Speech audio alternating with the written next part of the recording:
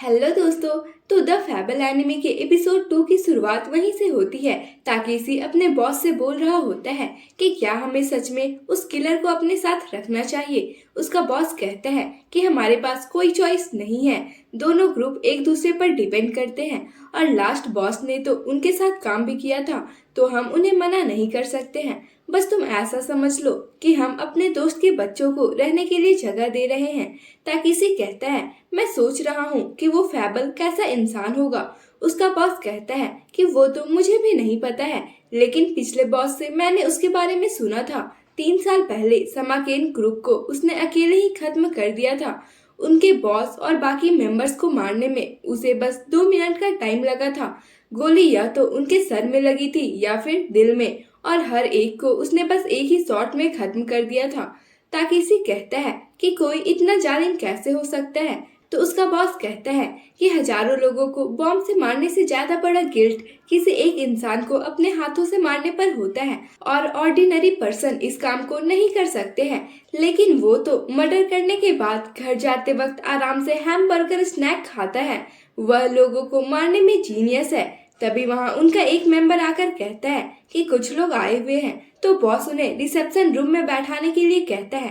Takeshi कहता है कि उन्हें 1 मिनट के लिए भी अकेला मत छोड़ना। उनका बॉस लेजेंडरी किलर से मिलने के लिए बहुत एक्साइटेड होता है। फिर वो अंदर आते हैं तो ये लोग उन्हें बस घूरे ही जा रहे होते हैं। उसके बाद ताकेशी आकीरा से पूछता है कि क्या तुम वही हो। तो यहाँ आकीरा भी फुल एटीट्यूड में आंसर देता है कि क्या आज तुम्हें कोई और भी मिलने आया है। तो योको उसे रूडली बात करने से मना करती है। फिर ताकेशी कहता है, र्यूमर है कि तुम एक किलिंग जीनियस हो, लेकिन तुम तो एक बेवकूफ लगते हो। आगे वह कहता है कि अगर तुम्हें इसी वक्त मुझे और बॉस को मारना पड़ा तो तुम क्या करोगे। इस पर वो कहता है कि पहले तो मैं तुम्हारा गला पकड़ूंगा और फिर लेफ्ट पॉकेट से गन निकाल लूंगा। तो उसका बॉस कहता है, क्या तुम्हारे पास गन है? क्या तुम्हें नहीं पता है कि ऑफिस में गन लाना मना है। ताकेशी माफी मांगते हुए कहता है कि मैं फैबल के सामने खाली हाथ नहीं जाना चाहता था। फिर ताकेशी कहता है कि गन में सिर्फ 5 बुलेट है और बाहर 10 लोग खड़े हैं, तो तुम क्या करोगे। इस पर आकीरा कहता है, कोई बात नहीं, मैं बॉस की गन को भी ले लूंगा। चोरी पकड़े जाने पर बॉस गन निकालते हुए हंसकर कहता है, तुम में कोई बात तो है। ताकेशी कहता है, तुमने यह कैसे पता लगाया। तो आकीरा कहता है कि इस चीज को एक्सप्लेन करना थोड़ा हार्ड है, और अगर मैं बता भी दूंगा तो तुम्हें समझ नहीं आएगा। फिर ताकेशी कहता है, तुम दोनों 1 साल के लिए यहाँ रहने वाले हो, तो हमें कुछ रूल सेट करने होंगे। फिर वह उन्हें बताता है कि तुम यहाँ जैसे चाहो वैसे रह सकते हो, लेकिन अगर तुम किसी परेशानी में फंसते हो तो उसकी जिम्मेदारी हम नहीं लेंगे, और अगर तुम हमारे ग्रुप के लिए कोई भी प्रॉब्लम क्रिएट करते हो तो हम तुम्हें यहाँ से तुरंत ही निकाल देंगे। योको कहती है, हाँ हम अच्छी तरह से समझ गए हैं। फिर उनका बॉस कैप्टन को उन्हें घर दिखाने के लिए कहता है। तभी अकीरा ताकेशी को अजीब तरीके से घूरने लगता है। ताकेशी पूछता है, क्या हुआ। अकीरा कहता है, एक बात बोलो, तुम्हारे नाक के बाल बाहर लटक रहे हैं। तो सब ताकेशी को ही देखने लगते हैं। ताकेशी अपने नाक को छुपाते हुए कहता है कि तुम्हें ये बोलने की जरूरत नहीं थी। उसका बॉस कहता है कि एक गैंगस्टर को अपने लुक पर ध्यान देना चाहिए। तभी अकीरा फिर से कहता है, नाक के उस साइड से नहीं, दूसरे साइड से। इस पर ताकेशी कहता है, मैं बाद में इसे निकाल दूंगा। उसके बाद गाड़ी में जाते वक्त योको अकीरा से कह रही होती है कि मुझे तो यकीन ही नहीं आ रहा है कि तुम ये सब भी ऑब्जर्व करते हो। आखिर नाक की बालों की परवाह कौन करता है। अकीरा कहता है कि वो मुझे परेशान कर रहा था। योको कहती है कि बिना मतलब की चीजों पर ध्यान देने से तुम परेशानी में आ सकते हो। वहीं ताकेशी गाड़ी से जाते वक्त अपने नोज हेयर को निकाल रहा होता है, जिसे देखकर उसका ड्राइवर हंसने लगता है। उसके बाद ताकेशी उन्हें घर दिखाते हुए कहता है कि ये दोनों घर तुम जैसे चाहो वैसे यूज कर सकते हो। पहले मैं और ग्रुप के बाकी मेंबर्स जब भी परेशानी में होते थे तो छुपने के लिए इसे यूज करते थे। फिर वह एक कार को दिखाते हुए कहता है, ये हाकासुका है और इसे रखना मेरा हॉबी है। ये एक रियल मैन की पहचान है। बाकी दोनों तो बस अजीब तरह से उसे घूरे ही जा रहे होते हैं। फिर ताकेशी बताता है कि कार के पीछे की गेट सीधे 2nd फ्लोर पर खुलती है और स्ट्रिक्टली उन्हें कार को छूने के लिए मना करता है। अकीरा कहता है कि मुझे तुम्हारे इस पुराने कार में कोई इंटरेस्ट नहीं है, और हाँ, तुम्हारी नाक के बाल फिर से बाहर आ रही है। तो योको ताकेशी से माफी मांगते हुए कहती है, मैं इसे समझा दूंगी, और अकीरा को घूरने लगती है।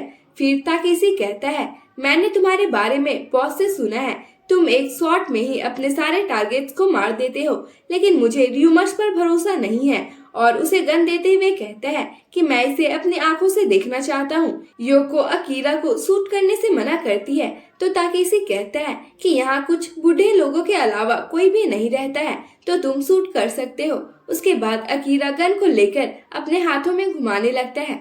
तभी गन नीचे गिर जाती है। इस पर अकीरा कहता है कि रिवॉल्वर मेरी पहचान नहीं है, वैसे मुझे शूट क्या करना है। ताकेशी कहता है कि मैं तुम्हें जो भी बोलूंगा तुम्हें वो 2 सेकंड के अंदर ही शूट करना होगा, और सीसीटीवी कैमरा को शूट करने के लिए बोलता है। अकीरा बिना किसी देरी के शूट कर देता है।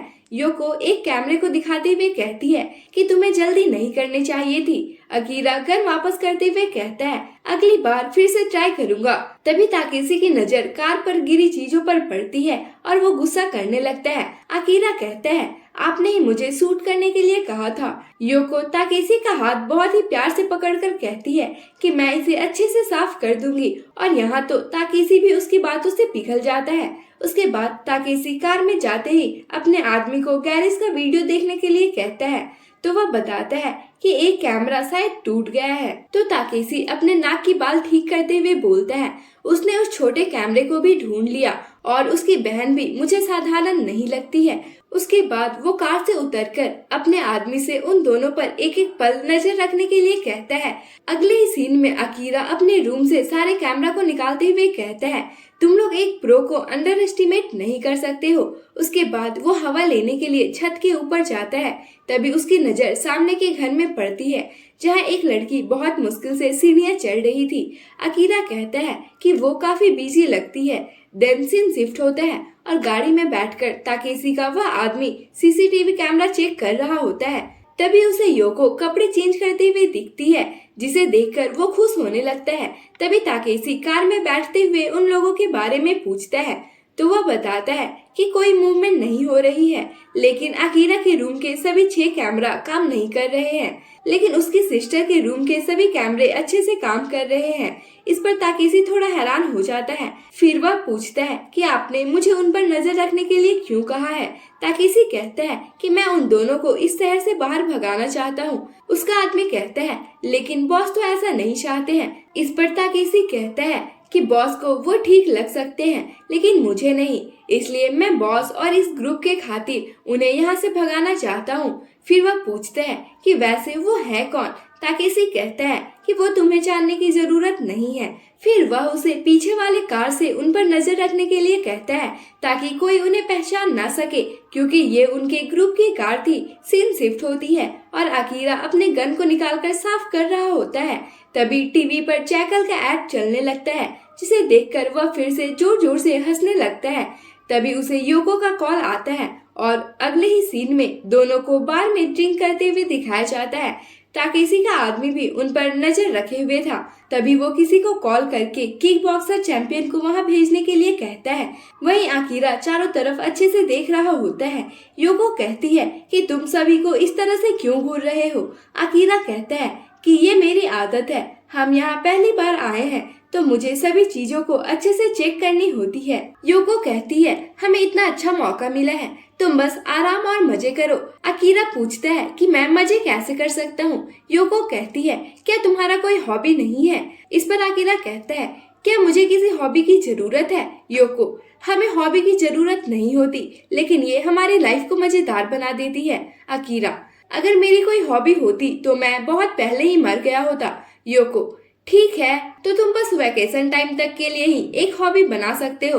अकीरा, मुझे नहीं लगता कि मैं ये कर सकता हूँ। योको, तुम कुछ भी कर सकते हो, जैसे ड्रिंक करना, वीडियो गेम्स खेलना या खाना खाना। अकीरा, मुझे जैकल का कॉमेडी शो देखना बहुत पसंद है। वैसे तुम्हारा हॉबी क्या है। योको जवाब देते हुए कहती है कि इस साल मैं अपने लिए एक हॉट बॉयफ्रेंड खोजूंगी, तो तुम उसे मत मारना। सीन शिफ्ट होता है और ताकेशी का आदमी यानी ताकाहाशी के पास उसका फ्रेंड किक बॉक्सर को ले आता है।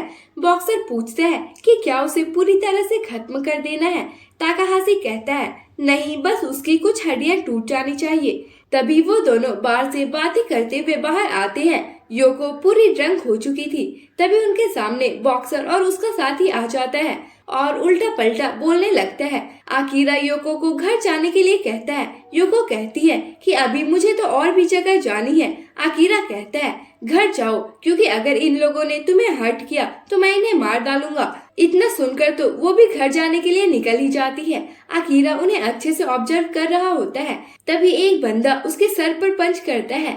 आकिरा सोचता है कि मुझे इस मामले को खत्म करने के लिए चोट लगने की एक्टिंग करनी चाहिए और झूठ में चिल्लाने लगता है। लेकिन उस बंदे की तो उंगलियां ही टूट गई होती है। उसके बाद वो किक बॉक्सर उसके सिर पर किक करता है तो आकिरा उड़ते हुए गिर कर रोने की एक्टिंग करने लगता है। फिर बॉक्सर उसे उठने के लिए कहता है और उसके नाक पर पंच कर देता है। आकिरा रोते हुए सॉरी बोलने लगता है और मन में कहता है कि ये लुक कैसा है, आखिर मैं एक प्रो हूँ। वो लोग कहते हैं कि अपनी हालत देखो, क्या तुम सच में एक आदमी हो। फिर ताकाहाशी गाड़ी से उन्हें वापस आने का इशारा करता है और वो वहाँ से चले जाते हैं। तभी आकिरा के पास एक लड़की आकर उसे हैंकी देती है। ये वही लड़की होती है जिसे आकिरा ने अपनी छत से देखा था। आकिरा कहता है कि मैं ठीक हूँ। इतना सुनते ही वह फिर से भागकर वहाँ से चली जाती है। फिर ताकाहाशी उन्हें उनके काम के लिए पेमेंट देता है। फिर किक बॉक्सर दूसरे आदमी से उसके फूले हुए हाथ के बारे में पूछता है तो वह बहाना बना देता है। ताकाहाशी कहता है तुम तो सच में किक बॉक्सिंग चैंपियन हो, आखिर तुमने उसे मारकर उड़ा दिया था। तो वह कहता है मैंने उसे इतने जोर से भी नहीं मारा था। और यहीं पर इस पार्ट की एंडिंग हो जाती है। तो मिलते हैं अगले एपिसोड में, तब तक के लिए bye bye, tata and thanks for watching.